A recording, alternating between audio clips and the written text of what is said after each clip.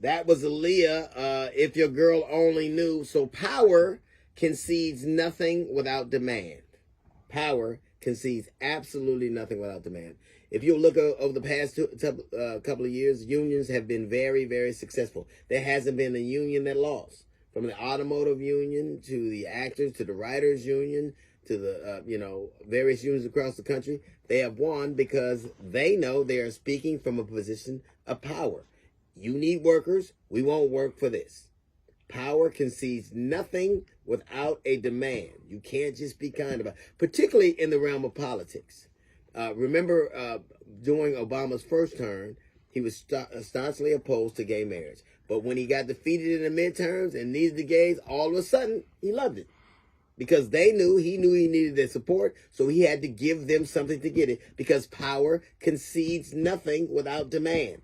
The best time to get your man to do something is to catch him doing something he ain't supposed to do, and he will do almost anything. He'll even join the choir. Because power concedes nothing without a demand.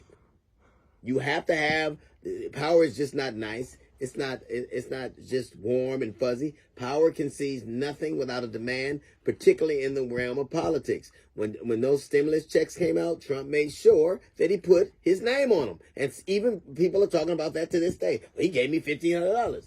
These are the things politicians do. Right now, you'll see Joe Biden giving away, using the power of the presidency and sign executive orders to forgive billions and billions of dollars because he knows that he needs young people to come out. He also forgave a lot of people for marijuana possession because he knows he needs people to get out. And rather than say, okay, this is why you have politicians. This is why you have them over a barrel. This is why they need you. And when they need you, you get something from them. You don't get mad and go, he should have done it earlier. Nobody's altruistic in the realm of politics. They only do what they are forced to do. So you are absolutely right to force people to do what it is they promised you to do. It is right to do that. But to believe that I'm going to be angry because they didn't do it out of the spirit of their heart or because they made a promise or because they're politicians or because they said power will concede nothing without demand. Nothing. Nobody gives anybody anything without being forced to. It is the way of the world, particularly in the political arena. If you're getting what you want, make sure if the person needs you, make sure that you get what it is you ask for. But make sure your ask has specificity. You can't just say, well, we should be doing better. That's nebulous.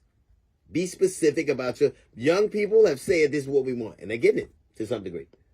People have said this is what we want. They get it. Women have said this. Black women have said this is what we want, and they're getting it. Power concedes nothing without a demand. The best time to get somebody to do what it is you need or want them to do, or even what they promise you, is when they absolutely need you.